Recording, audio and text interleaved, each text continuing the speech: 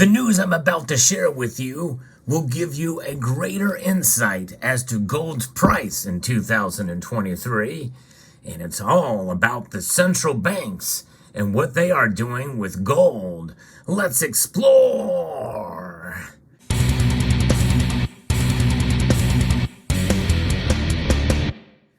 Folks, this is big news because what the central banks are doing is a good indication of where things are heading.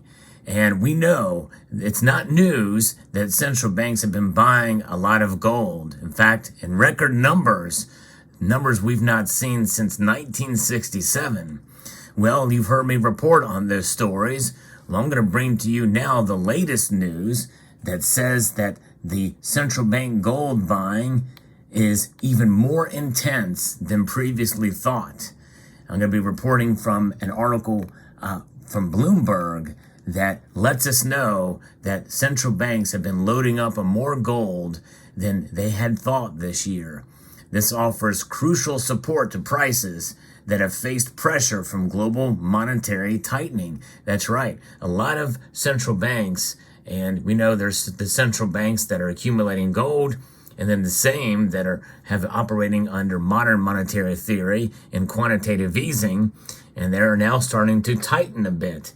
But there's still a lot of currency floating around, which means that inflation is persistent. And so they are seeing the trouble down the road. And we also know that there is this effort for de-dollarization as well. If you enjoy stories like this and videos where I talk about precious metals and the news that surrounds them, and to help you have a greater understanding of the price and why the prices move the way they do, I hope you will consider subscribing to the channel. And I also love to learn from you as well and get your thoughts about the stories that I bring you in the comments section down below. I learn a lot from my audience as well, and I love to look at all different sides of a story. But I think this story is letting us know that there is pressure, and there is also a strong support for gold's price as we head into 2024 with this newest development here. Countries expanded bullion reserves by 337 tons in the 3 months through September, the World Gold Council said in a report that has just been released. That follows an increase of 175 tons in the second quarter, which was bigger than the Council's previous estimate of 103 tons. Central bank purchases for the first 9 months of the year now total 800 tons, mainly driven by China, Poland, and Singapore, as well as unreported buying. The pace has exceeded the amount for the same period of last year, which ended with record demand. The buying spree has provided key counterweight to investor sales over the past year, underpinning prices that last week we saw topped over $2,000 an ounce for the first time since May. And by the way, I have done for the past 3 years price predictions for gold and silver.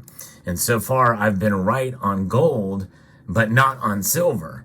And now that's not to say that I won't be wrong on gold in the future, but I predicted we would see silver or gold top $2,000 an ounce this year. Well, it happened twice now, and now we know why.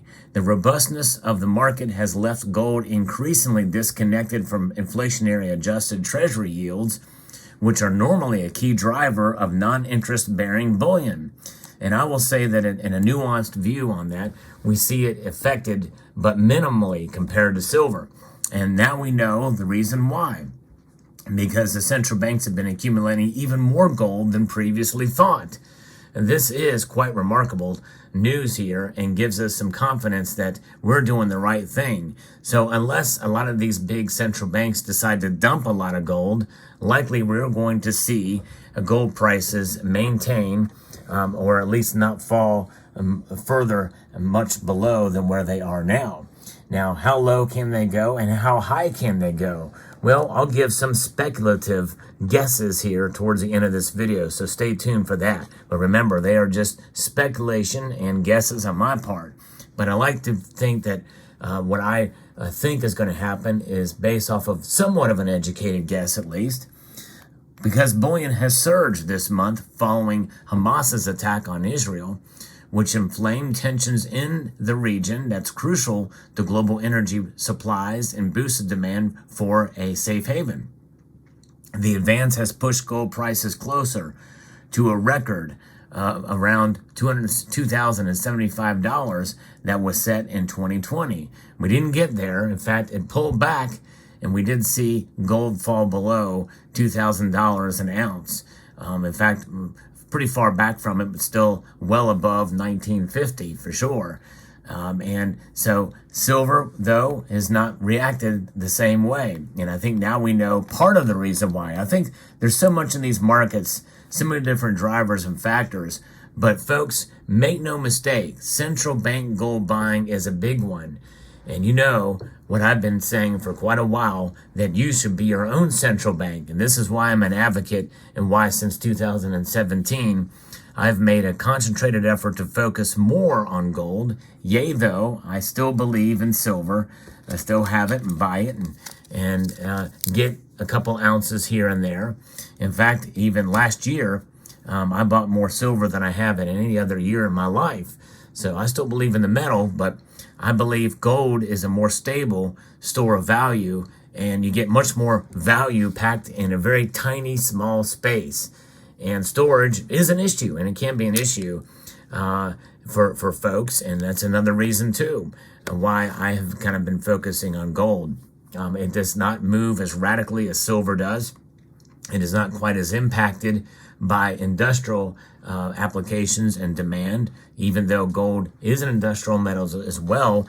The vast majority of gold is treasured, and it is for that reason why it is more valuable, or it's more expensive, and it is more sought after in that regard, because it's treasured. It is not consumed as much as silver is.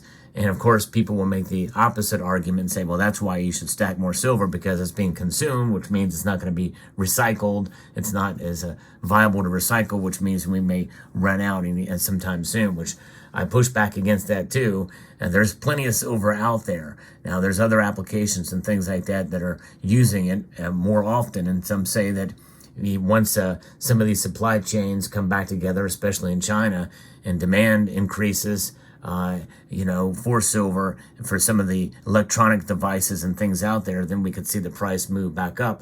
But I think it's going to take something like that, or another economic shock, or something that's going to set people into buying silver in mass. But nonetheless, I believe in both metals, but this is fascinating, and I believe that everybody should have a little bit of gold in their collection, even if it's just a little bit, fractional gold as well.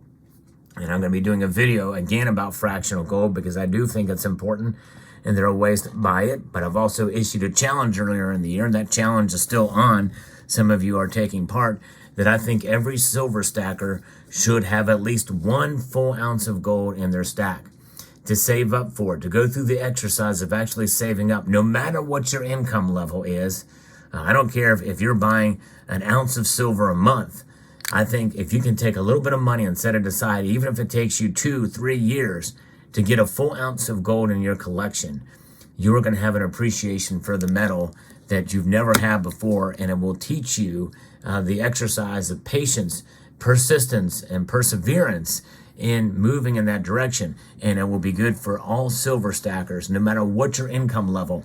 Anybody and everybody that's watching this channel in this video right now can do it. Mark my words, because no matter what the income level that you have, it can be done.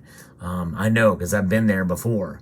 But nonetheless, this report is certainly quite interesting, and I think it tells us something here. It tells us that indeed there's a couple of things happening here. Number one is that central banks and nations around the world are nervous, and they are trusting currencies less and less, currencies that have been by design meant to devalue by a rate of at least 2%, according to the Federal Reserve, and so they're just destined to really fail in a sense. And gold is, by its nature, by its very existence, is destined to maintain value. It's not destined to make you rich. It's not destined to make you money. It's destined to be a safe haven, an insurance policy against instability. So that's what gold is about. Now, let's talk a little bit about where gold could go because of this latest development here and this latest news that we're getting on gold and the central banks. Gold still could fall, but I believe it has a solid, a much more solid support at around 1850. I don't think we'll see it fall. I'd be shocked to see it fall below 1850 at this point. And I feel a little bit better and more qualified to make that judgment since I've been more right about gold than I have silver. Although, notwithstanding, I could be wrong, and certainly watch me be wrong this time. It'll fall below 1850. But if it does, I would be shocked and I would be overjoyed because that means I can buy more, right? So that's where I think it's going to be heading into 2024. And I think that we could still see it climb. There's a lot more upside for it. Remember, gold is nowhere near its all-time high adjusted for inflation. So I think we could see a rather steady move above $2,000 an ounce as we head into 2024. I could see us revisiting that, especially after a lot of these numbers get digested, because reports like this that are put out and the Gold Institute, or the World Gold Council rather, reporting on this, they're getting their numbers from the sources. From the World Gold Council here is publishing these numbers, and the markets are gonna react to that. I think, at least to some level, maybe not immediately. There's other things we've been seeing, more gold buying in previous months, and gold's not gotten anywhere near $2,000 an ounce. But still, with everything that's going on, I think all this report means is it's providing support for some of the higher prices we've seen lately, and that is very important to understand. So there you have it. Let me know what your thoughts are in the comment section down below. I hope you found this video informative, insightful, and educational. I would like to extend a multitude of gratitude to each and every one of you for taking the time to watch, and to encourage you to please rate, share, comment, and subscribe.